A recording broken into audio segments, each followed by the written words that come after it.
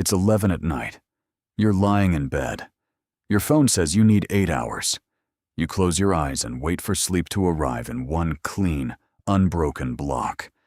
It doesn't come. Your mind is still running.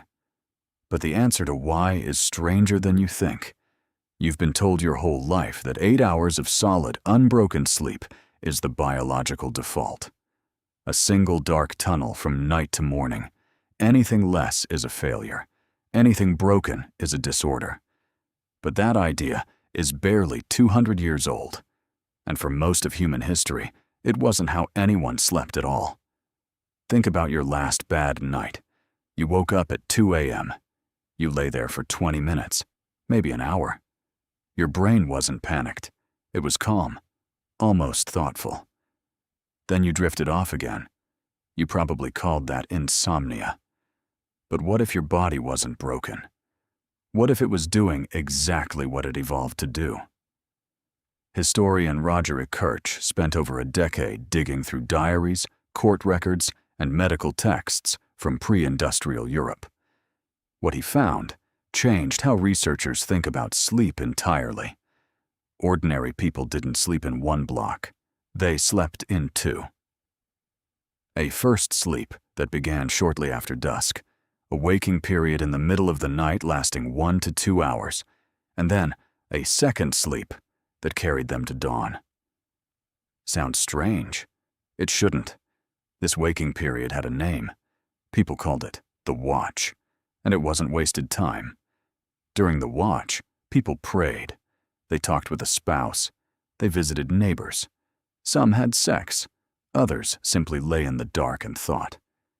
Kirch found the phrase first sleep referenced in hundreds of documents, from French court records to English domestic manuals, treated as an ordinary, unremarkable part of the night.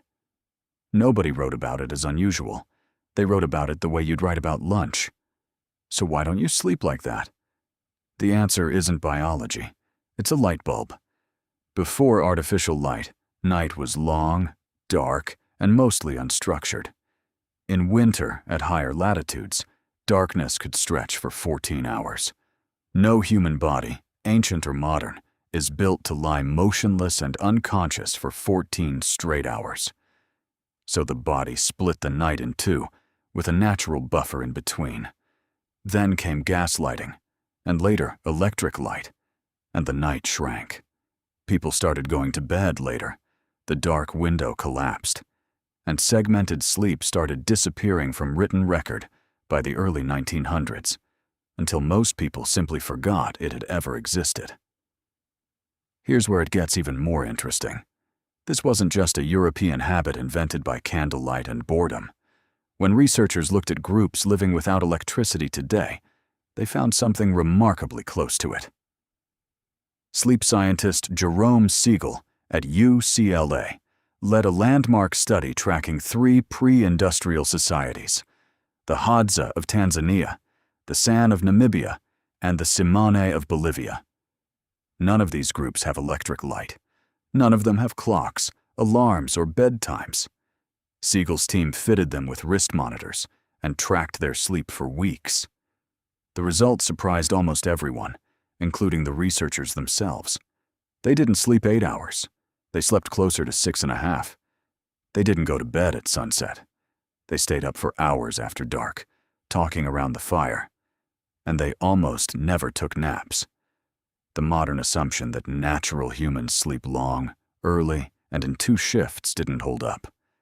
What did hold up was something else entirely. Their sleep was tightly linked to temperature, not light. They fell asleep as the temperature dropped after sunset, and woke as it began rising before sunrise. Their bodies weren't following a clock. They were following the thermostat of the Earth itself. This is the part that reframes everything. Your ancestors weren't slaves to a rigid 8-hour block, and they weren't split into 2 neat halves either, at least not the ones living fully exposed to natural light and heat cycles. Their sleep flexed. It bent around temperature, safety, social activity, and season. In summer, when nights were short, the Hadza slept less. In winter, when nights stretched longer, Sleep expanded to fill more of the dark. Their bodies weren't fighting the night. They were negotiating with it. Compare that to you.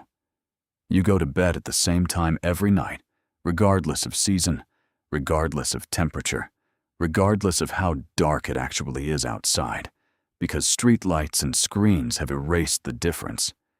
Your body still wants to negotiate. It just isn't allowed to anymore. This is where circadian biology enters the picture. Harvard sleep researcher Charles Czeisler has spent decades studying what light does to your internal clock. Your brain contains a master clock, the suprachiasmatic nucleus, sitting just above where your optic nerves cross. It reads light through your eyes and uses that signal to time the release of melatonin, the hormone that tells your body night has arrived.